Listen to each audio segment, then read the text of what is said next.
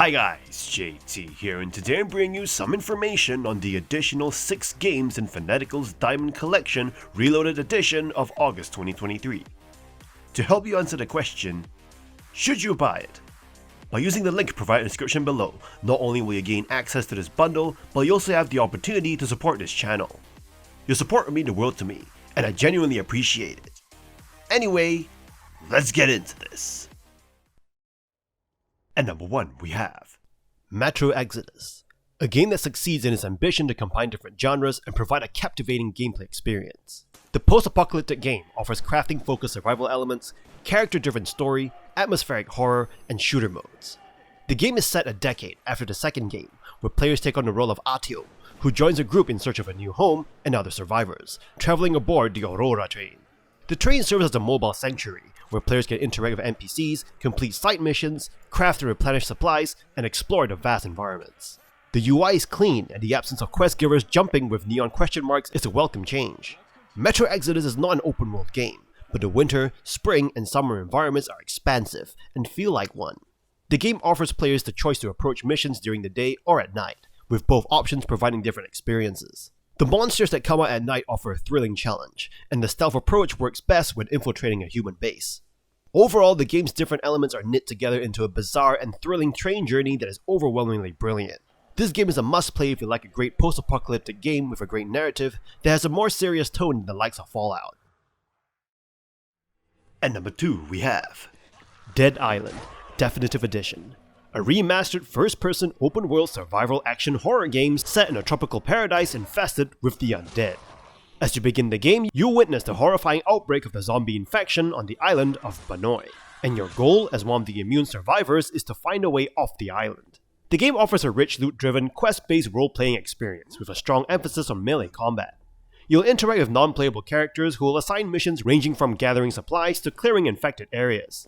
While the interactions with these NPCs can be repetitive, the game's story cutscenes add depth to the characters and progress the plot. Dead Island Definitive Edition provides a variety of zombies to face, from basic walkers to powerful sub-bosses. The combat system, primarily melee focused, offers an extensive array of makeshift weapons that can be upgraded and modified.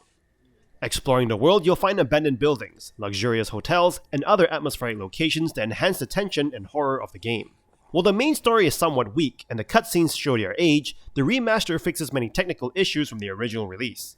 The DLC, including an extra campaign and an arena mode, adds value to the package. With New Game Plus and multiple characters to choose from, there's plenty of replayability. The game also supports cooperative play for up to 4 players. Overall, Dead Island Definitive Edition delivers a visceral and enjoyable zombie slaying experience. Its visuals, atmosphere, and gameplay still hold up, making it a worthwhile choice for both fans of the original and newcomers alike. And number 3 we have Dead Island Riptide Definitive Edition, a survival horror game. The game is set on the island of Palanai, which has been overrun by a zombie outbreak, and players must fight to survive and find a way off the island. The game features a number of improvements over the original Dead Island, including updated graphics, new gameplay mechanics, and improved AI for the game's enemies. Players can choose to play as one of the several different characters, each of their own unique abilities and skill trees. One of the game's standout features is its focus on cooperative multiplayer, allowing players to team up with friends to murder hordes of zombies and complete missions together. The game also includes a new hub area, where players can upgrade their weapons and gear between missions. While the game's storyline is fairly straightforward, the real appeal of Dead Island Riptide Definitive Edition lies in its satisfying and visceral combat mechanics. Players can murder zombies using a variety of weapons, from guns and knives to makeshift weapons like pipes and bats. Overall, Dead Island Riptide Definitive Edition is a solid survival horror game with engaging combat mechanics and a focus on cooperative multiplayer. While it may not be a revolutionary game in the genre, it is definitely worth checking out for fans of zombie games or anyone looking for a fun and challenging co-op experience. And number 4 we have Dead Island Retro Revenge, a side-scrolling game that combines elements of Temple Run with Dead Island, designed for a specific audience who enjoys simple button-smashing gameplay. To fully enjoy the game, a controller is recommended, as it's optimized for that input method. Though the gameplay is straightforward, it's not necessarily easy. The controls take some time to master, but once you do, you'll find yourself smashing through hordes of zombies. Different types of zombies add variety to the experience, requiring various attack strategies. The game also includes super weapons and magic powers that charge during levels, adding some welcome diversity. However, There are some drawbacks. The levels are quite long, and there are no checkpoints, which means restarting from the beginning after dying. Additionally, the game had issues with menu selection when using a controller, necessitating the use of a mouse for some interactions. Despite these flaws, Dead Island Retro Revenge provides a solid, nostalgic side-scrolling button-smashing experience. If you appreciate 8 and 16-bit graphics, this retro-inspired game will feel like home. It's a fun choice for those who enjoy simple, challenging gameplay and have a controller handy for optimal enjoyment. And number 5 we have Maneater, an exuberant yet flawed game where you assume the role of a violent shark. The simulation offers a thrilling experience of acrobatic maneuvers and gruesome kills. The environment design, especially the underwater landscapes and lighting effects, is commendable. However, the open world map system can be irritating to navigate. The game's length is stretched with repetitive side quests. Combat against humans, particularly the bounty hunters, provides enjoyable moments, but encounters with wildlife, like alligators, can be frustrating. The evolution system, though fun, misuses the term evolution, which is a minor gripe.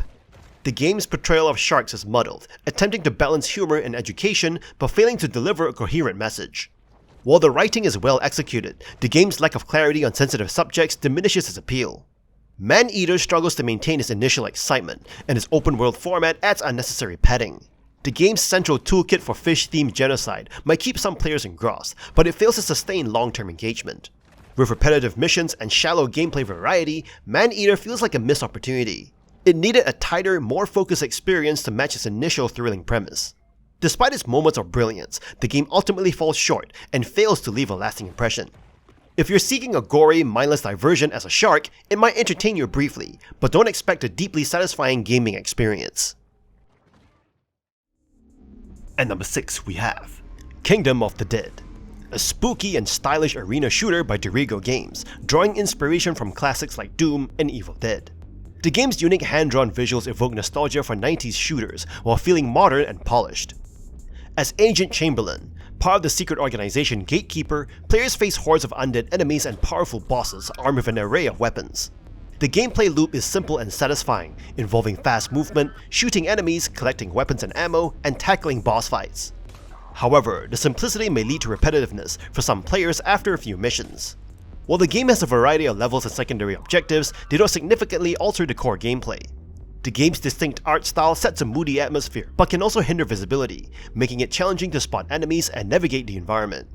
Players have some options to improve visibility, but the intricate detailing may still be problematic for those with limited sight. Overall, Kingdom of the Dead is a love letter to arena shooters and horror games, standing out with its unique style and soundtrack.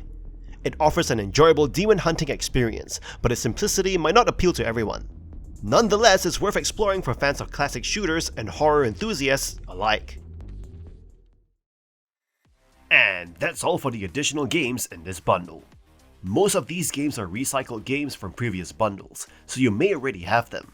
However, if you don't, these games may reappear again in cheaper bundles in the future, so you aren't missing out on much if you pause.